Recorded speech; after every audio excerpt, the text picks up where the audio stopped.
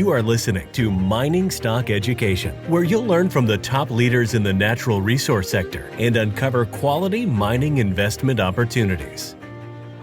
What we've learned from the early drilling is that there's mineralization across structures like it is on surface. That phenomenon of seeing veins widespread on surface, we're seeing in the drill string as well. The key now is to get to the primary structures.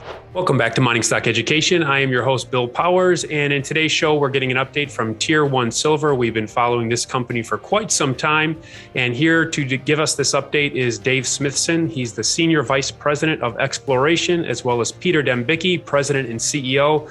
Welcome, gentlemen, back onto the show. And Dave, we'll start with you. You had a press release this last week. Holes 2 and 3 were published. Walk us through this press release, if you can kind of give us a layman's interpretation. Did these holes meet your expectation, and what information did you learn? Yeah, Bill, well, actually, we're on hole 11 right now. So these are the first 3 holes that we drilled into the project. Main drill program, it's all about learning.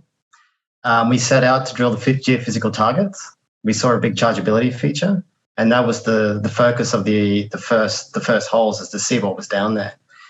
We thought that would represent sulfidation with veins, like a mineralization response, which it can. In the case of Curibaya, it was a little bit out of the norm. We drilled an alteration type called propylitic alteration, which is actually next to the veins. It's in their footwall to the veins. And in the Curibaya system, the sulfide and the pyrite, which is giving the chargeability response, is the strongest with that alteration type. So the first 2 holes were actually really encouraging, because when we drilled the holes, we were like, oh, damn, it's not the alteration that we're looking for. This is the cooler, more distal alteration that we don't want to drill. But we intercepted veins nonetheless on those holes, and we drilled footwall veins to the primary structure, which we now have identified in the drilling that has come after those 3 holes. For example, hole 8 was the first test through that structure. We completed the trenching on that structure as we were drilling those first holes, and we redirected the drill based on that understanding. So what the chargeability actually gives us, it gives us a proxy for where the mineralization is. And we actually want to reorientate our drills towards the gradients of those geophysical surveys and drill across the gradients.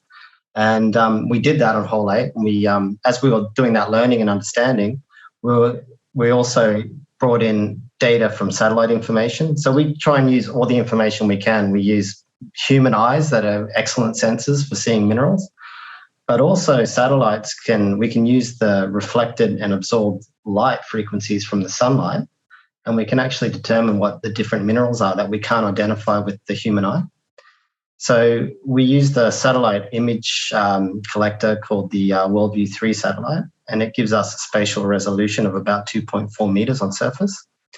And that allows us, the goal of that work was to define where the structures are.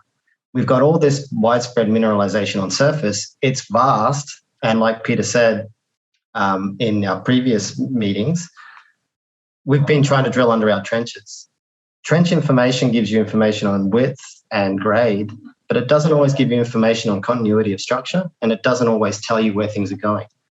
So we did that early learning. We drilled the footwall propylitic alteration, the distal alteration. It still had good veins in it. We still saw up to 200 grams over 4 meters, and we saw lots of parallel structures that were containing 100, 200 grams silver. And that corresponds really nicely to what we see on surface. We see lots of veins, and they have really good grades on them. And we're drilling across them in holes 1 to 3, and we saw them. But that's not what we want. We want to get to the primary feeder structures that are delivering all that fluid flow to the surface. So how do we do it? We do it with the drill bit, because this is a maiden voyage of discovery. We don't know what's down there until we put the hole in. So it's all uncharted territory.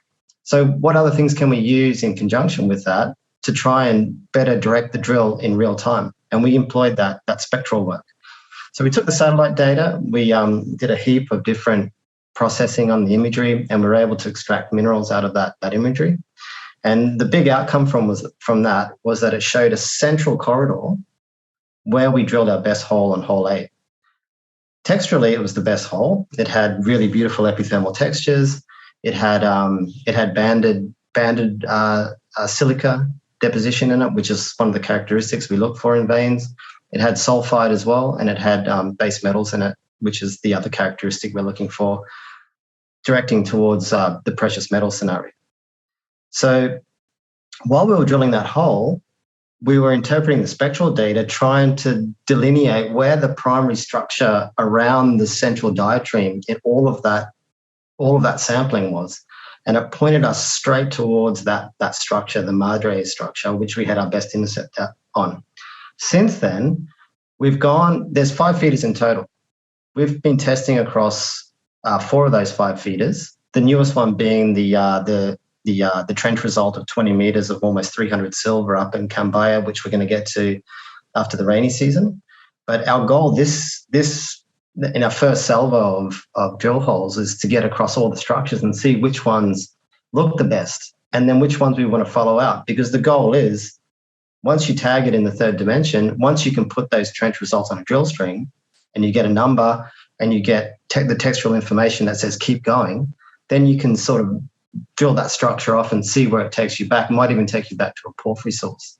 And we see in the worldview through satellite data that the alteration mineralogy that we can't see with the human eye is pointing us towards there being an intrusion at depth. There is an intrusion at depth. We don't know how deep it is, but if we start vectoring with the structures and the veins, they should eventually take us back to the source of all this. So that all coincided with hole 8.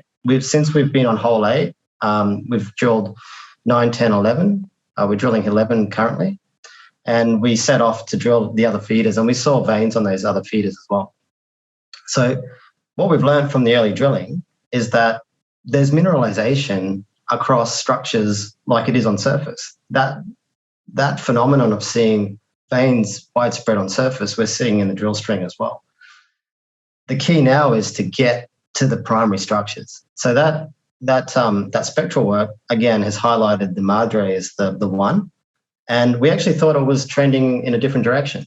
We thought it was trending in a northeasterly direction, but the spectral work showed us that it's going straight north-south, crosses the valley, goes up the other side, and defines where the diatremes come into surface.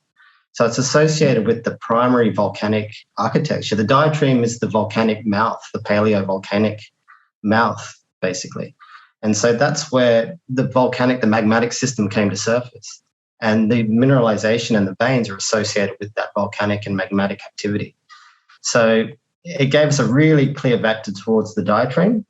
And since then, we've been drilling to test that corridor to the north, and we've been crossing veins again. And now we're crossing the diatreme where we're hoping we'll find a really strong structural target down in the diatreme. So we're really excited to see hole 11 go down. We're really encouraged by the grades, albeit smoky. Still pretty awesome to see, 4 meters of 211 in a footwall structure in a cool alteration type. And it's cool to see that when we reoriented towards the gradient, we got a good result. And that gradient continues through the diatreme. And so we're currently testing that gradient as well underneath the diatreme. Excellent. So Peter, you're the bridge between the geological team and investors who are trying to make sense of these results. So we've seen these ultra high grade surface results, and then your first 3 holes haven't reflected what you've seen at surface. So how are you articulating to investors to set their expectation and take these geological results in the context of what you're trying to accomplish?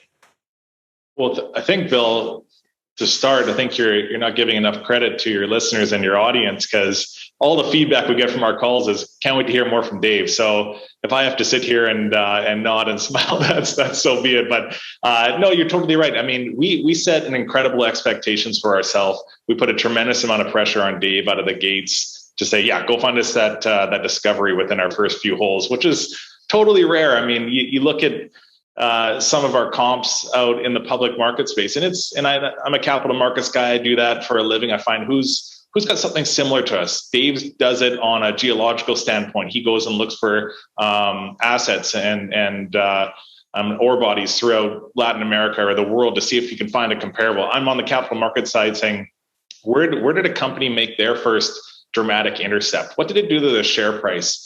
How long were they drilling for?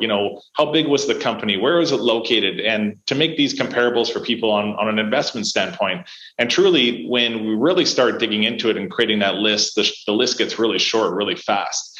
Just because we're going after this, it's never before been drilled. So we have no indication, no starting point. We're not reviving an old mine. We're not coming after an old asset here. So for Dave to be learning on the fly as he is, these first 3 holes were actually super encouraging for us. And I know the attention span out there in the market is, yesterday. However, 3 holes that we've released, drilling only our 11th hole, and the progress that we've made. The first indication that we all wanted to cover was, did all this incredible bonanza grade over a 20 square kilometer footprint have any indication of existing underground? And it has. And we've drilled actually pretty good grade for considering we're hitting footwall grade and not a direct intercept. So as the numbers might not be, world beating on these first 3 holes, they give us a tremendous amount of confidence into where we're going next. And again, looking at our peers out there, there's some tremendous companies out there.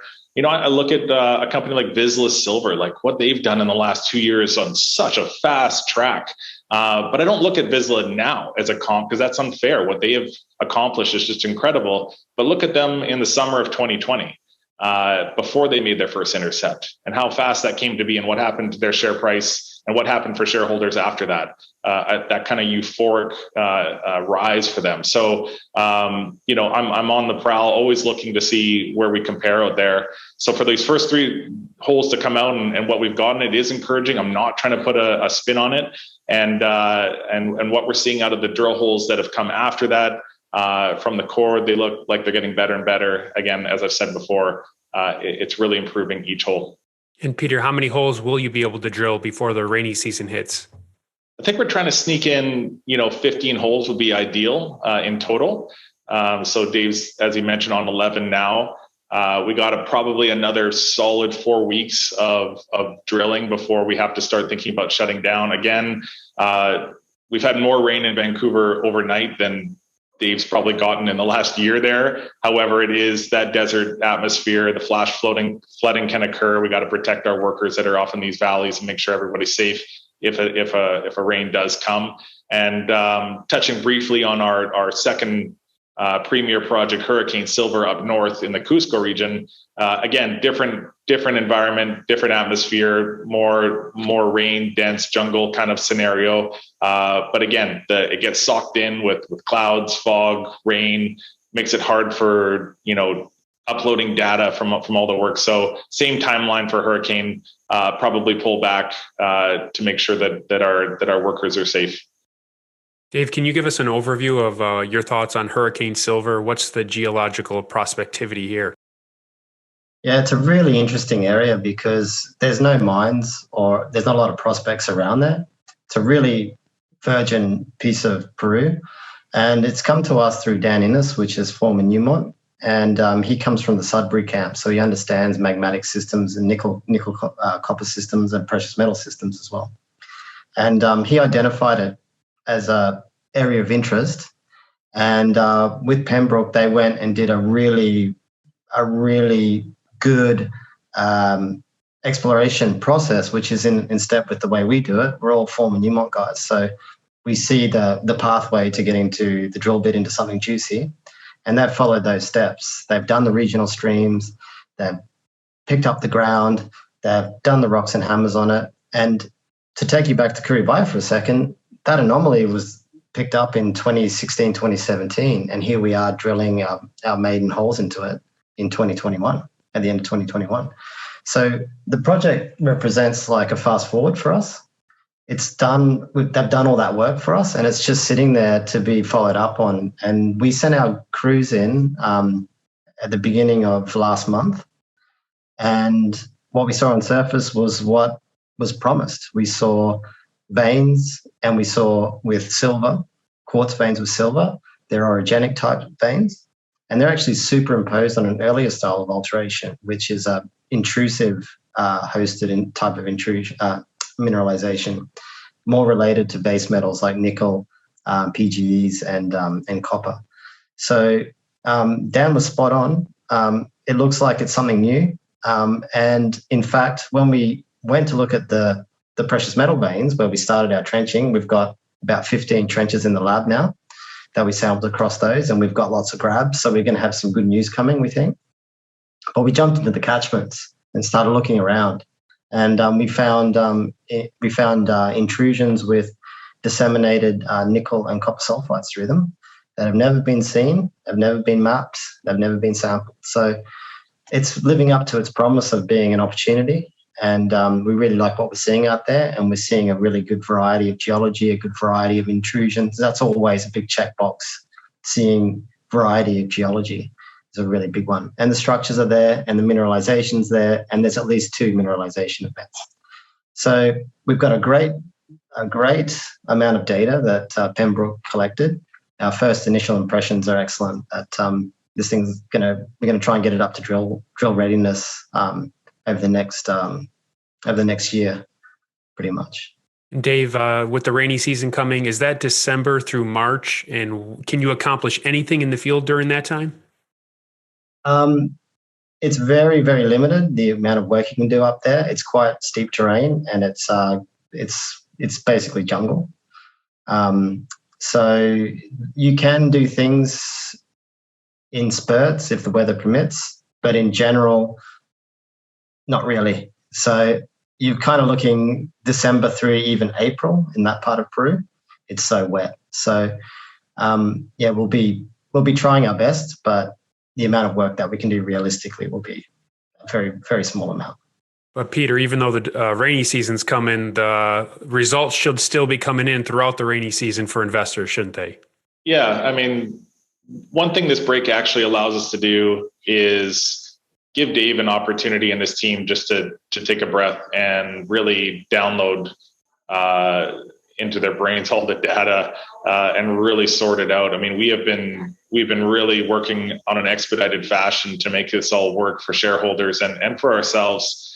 But really, there's so much that Dave can still probably learn from hole number 1 and onwards. So with the lab delays as they are, we hope to see those improving as they come along. All the trench data, 15 from Curibaya, Cambaya, another 15 or 16 from hurricanes still to come, a plethora of rock samples still coming.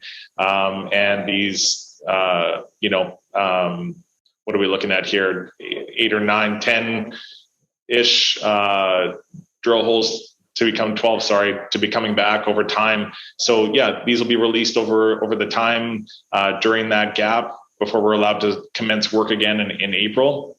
So it gives us a good opportunity to reset, refocus, put a plan together for our expanded permit up at Cambaya, which, we got to go after those targets. Those intercepts on surface were incredible. Plus, I'm sure we're going to be circling back to Curibaya as well to go after that Madre vein corridor. So in a way, it gives us some time to really refocus, and because we have been moving on such a fast pace. Okay, well, in the meantime, everybody will be waiting for those extra holes. And the website is tier1silver.com. Trades in Toronto under TSLV and in the States under TSLVF. Gentlemen, thank you for providing this update. Thanks, Bill.